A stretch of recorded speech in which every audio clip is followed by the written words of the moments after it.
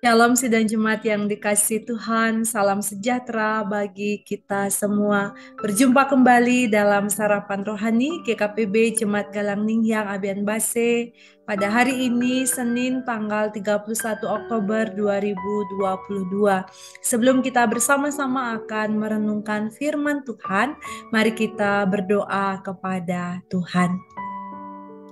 Ya Allah Bapa di surga, Bapa yang Maha Kasih, kami bersyukur karena Tuhan telah menyertai dan memberkati kehidupan kami. Dan hari ini kami boleh menerima anugerah kehidupan yang baru. Tuhan memberi kepada kami napas hidup untuk kami menjalani hari ini. Namun sebelum kami melanjutkan segala tugas dan tanggung jawab kami rindu mendasari kehidupan kami dengan firman-Mu. Kami mau dituntun oleh kebenaran Allah. Karena itu kami sambut firman-Mu hanya di dalam nama Tuhan Yesus Kristus. Amin. Sidang jemaat yang dikasihi Tuhan, firman Tuhan pada hari ini dalam dua bacaan. Yang pertama dalam kitab Yeremia pasal 22 ayat yang ketiga, dan yang kedua Roma 12 ayat yang ke-9. Firman Tuhan bagi kita, lakukanlah keadilan dan kebenaran, lepaskanlah dari tangan pemerasnya orang yang dirampas haknya. Janganlah engkau menindas dan janganlah engkau memperlakukan orang asing, yatim dan janda dengan keras. Yang kedua, hendaklah kasih itu jangan pura-pura. Jauhilah yang jahat dan lakukanlah yang baik. Demikianlah firman Tuhan bagi kita pada hari ini. Yang berbahagia adalah kita yang mendengar juga melakukannya dalam hidup setiap hari. Bapak Ibu Saudara yang dikasihi Tuhan, saya memberi judul atas perenungan firman Tuhan pada hari ini, kasih yang membebaskan. Bapak Ibu Saudara yang dikasihi Tuhan, hari ini kita memperingati hari reformasi gereja, di mana kita mengenang perjuangan seorang yang bernama Martin Luther yang telah memakukan 95 tesis pada tahun 1517, jadi sekitar 500 tahun yang lalu, sebagai jalan perubahan dalam kehidupan gereja. Martin Luther menyadarkan umat Tuhan bahwa keselamatan adalah anugerah Allah yang kita terima di dalam Tuhan Yesus Kristus. Bapak Ibu sidang jemaat yang dikasihi Tuhan, reformasi yang dilakukan oleh Martin Luther tentu bukanlah sesuatu yang mudah. Ia menghadapi berbagai tantangan, bahkan sampai dikucilkan. Namun, ia tidak menyerah karena Martin Luther melakukan itu untuk mewujudkan kasih dan kebenaran Tuhan kepada umat. Ia melakukan dan berani mengambil resiko yang berat karena ingin menyatakan kebenaran dan keadilan bagi orang-orang yang mengalami diskriminasi dan ketidakadilan dalam kehidupan mereka bergereja. Dan pada akhirnya, gerakan reformasi Martin Luther berhasil membawa perubahan dalam kehidupan gereja sampai hari ini. Bapak Ibu Saudara yang dikasihi Tuhan, semua yang dilakukan oleh Martin Luther adalah wujud dari kasih yang membebaskan. Dari sini kita belajar bahwa kasih yang membebaskan bukanlah kasih yang pura-pura. Kasih yang membebaskan adalah sebuah tindakan yang mampu menolong orang lain yang tertindas agar menerima keadilan dalam kehidupan mereka. Kasih yang membebaskan adalah tindakan yang berbelas kasihan kepada orang-orang yang menderita. Demikianlah Yeremia mengatakan dalam Yeremia 22 ayat 3 pada hari ini, orang-orang yang menderita misalnya seperti orang asing, janda, dan yatim piatu di dalam kehidupan bersama. Kasih yang membebaskan adalah melakukan perbuatan yang baik dan menjauhi kejahatan. Dalam Roma pasal yang ke-12 ayat yang ke-9, Paulus dengan tegas mengatakan, kasih yang membebaskan adalah melakukan perbuatan yang baik dan menjauhi kejahatan.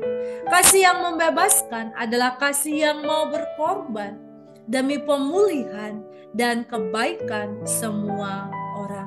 Seperti kasih Tuhan Yesus yang telah membebaskan kita dari segala dosa-dosa dan kejahatan kita, sehingga kita menerima kasih karunia, keselamatan, dan hidup yang kekal. Bapak Ibu Saudara yang dikasihi Tuhan, sebagai anak-anak Tuhan yang telah menerima kasih karunia-Nya yang sempurna di dalam kehidupan kita, maka menjadi tugas kita untuk hidup dalam pembaharuan setiap hari. Sebagai anak-anak Tuhan, kita harus berjuang untuk mewujudkan kasih yang membebaskan sesama kita dari tekanan-tekanan, dari ketidakadilan, dan dari penderitaan lainnya yang mereka alami. Hal ini harus kita lakukan dengan sungguh-sungguh dalam kehidupan kita ketika kita mengatakan mengasihi Tuhan dan mengasihi sesama kita. Kasih yang membebaskan kita lakukan bukan karena terpaksa untuk sebuah popularitas semu misalnya, bukan. Tetapi kasih yang membebaskan adalah sebagai wujud ketulusan pelayanan kita bagi Tuhan di tengah-tengah dunia ini. Sehingga kasih yang kita wujudkan bukanlah kasih yang pura-pura, tetapi sungguh kasih yang tulus, yang murni, agar nama Tuhan dimuliakan dan sesama kita yang menderita mengalami pemulihan dan pembebasan dalam kehidupan mereka. Bapak Ibu Saudara yang dikasihi Tuhan, mari kita bersama-sama mewujudkan kasih yang membebaskan seperti Tuhan Yesus telah menebus dan membebaskan kita dari kutuk dosa. Mari kita terus menjadi gereja pembawa keadilan. Tuhan menolong dan memampukan kita. Amin. Mari kita berdoa. Segala hormat, pujian, dan syukur kami naikkan kepadamu ya Allah, sebab Engkau Tuhan yang telah memberkati kami dengan firman-Mu. Ajarlah kami untuk mewujudkan kasih yang membebaskan saudara-saudara kami dari tekanan, dari diskriminasi, dari ketidakadilan yang mereka hadapi, dari penderitaan yang mereka alami Tuhan. Pakailah kami sebagai gereja pembawa keadilan, sebagai gereja yang memberkati, sehingga sungguh nama Tuhan akan dipermuliakan. Pada hari ini kami berdoa dan memohon, berkatilah kami dalam segala hal yang kami lakukan sepanjang hari ini, dalam kami melayani Tuhan, dalam kami bekerja dan berkarya bagi sesama kami. Biarlah Tuhan akan menuntun, memimpin, dan membuat kami berhasil dan beruntung. Kami juga berdoa untuk saudara-saudara kami yang saat ini sedang mengalami penderitaan, yang mengalami beban berat, yang mengalami sakit Tuhan. Kami mohon lawatan kuasa-Mu, biarlah oleh pertolongan Tuhan, di dalam nama Tuhan Yesus Kristus, mereka akan menerima pembebasan dari Tuhan, mereka akan mengalami pemulihan, sukacita, dan damai sejahtera. Ya Bapa di surga, akhirnya kami menyerahkan seluruh kehidupan kami dalam pengasihan tangan Tuhan. Dan saat ini kami mohon berkat-Mu. Biarlah kasih karunia dan damai sejahtera dari Allah Bapa di dalam Tuhan Yesus Kristus dan persekutuan dengan Roh Kudus menyertai, memberkati, menguatkan dan menolong kami sekalian sekarang sampai selama-lamanya. Haleluya. Amin. Bapak Ibu Saudara yang dikasih Tuhan, selamat menjalani hari ini. Selamat mewujudkan kasih yang membebaskan. Tuhan memberkati kita semua. Shalom.